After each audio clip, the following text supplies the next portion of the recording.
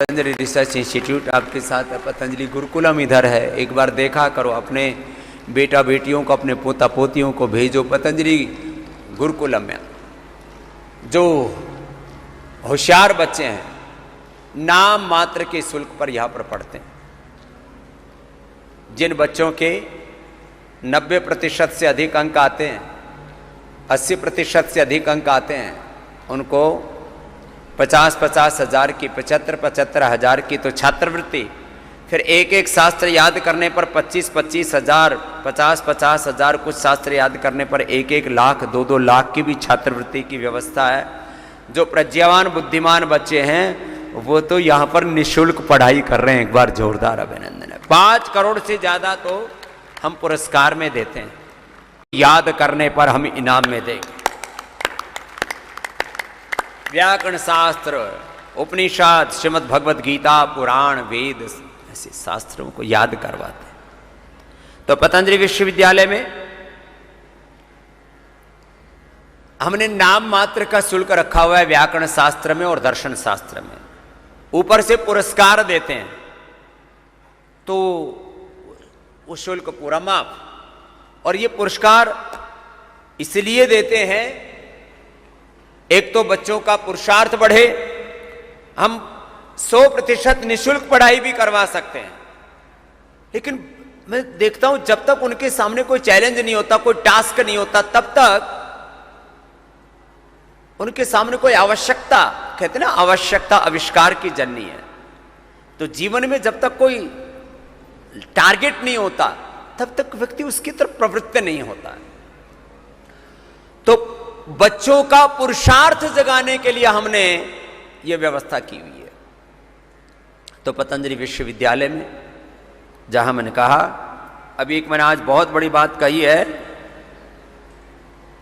कि आने वाले समय में देश का नेतृत्व कौन लोग करेंगे? जो अपरा परा विद्याओं में निष्णात होंगे, जिनके भीतर सनातन बोध होगा, जिनके भीतर भारत बोध होगा, जिनमें आत्मबोध होगा। क्योंकि बहुत अविश्वास देश में बढ़ा हुआ है। चलो इधर आ जाओ महात्मा जी। विश्वविद्यालय का ऑडिटोरियम आप देख रहे थे। गौशाला से लेकर के, खेत खलिहान से लेकर के, पतंजलि रिसर्च सेंटर से लेकर के, पतंजलि आयुर्वेद से लेकर के, दिव्य फार्मेसी में जड़ी बूटी, रस रसायन, पाक, पिष्टि, चूर्ण, अवले, ऐसी ऐसी विद्याएं सिखाते हैं। पतंजलि में रहने वाले विद्यार्थी को कला, संगीत, साहित्य से लेकर के कम से कम 100 प्रकार का स्किल यहां पर अपने आप ही आ जाता है। इसके लिए भी सबका बहुत बहुत अभिनंदन। जो यहां रहता है, जो बालक कुम्हार के घर में पैदा हो गया तो उसको घड़ा बनाना अपने आप ही आता है। जो बच्चा किसान के घर में पैदा हो गया, खेती अपने आप आती है। जो व्यापारी के घर में पैदा हुआ तो व्यापार तो उसको अपने आप ही आता है। जो बालक पतंजलि में आ गया उसको कला, संगीत, साहित्य, उसको health, education, research, agriculture, industrial, पूरा स्किल्स, और उसके भीतर सारी अपरापरा विद्याएं स्वाभाविक रूप से प्रतिष्ठित हो जाती है। ऐसा वातावरण, ऐसा प्रशिक्षण, ऐसे उसको प्रबोधन, ऐसे गुरुजन उसको मिलते हैं।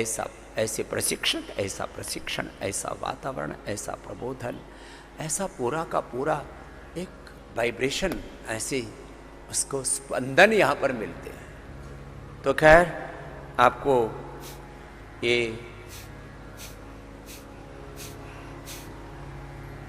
सब विद्याओं के संदर्भ में आपको बता रहे थे। आओ अब आत्मविद्या में ले चलते हैं। पहले अंगुली माथे पर, शेष 3 अंगुलियां आंखों पर, कान अंगूठे से बंद, मुख भी बंद, ओंकार का नाद नासिका से।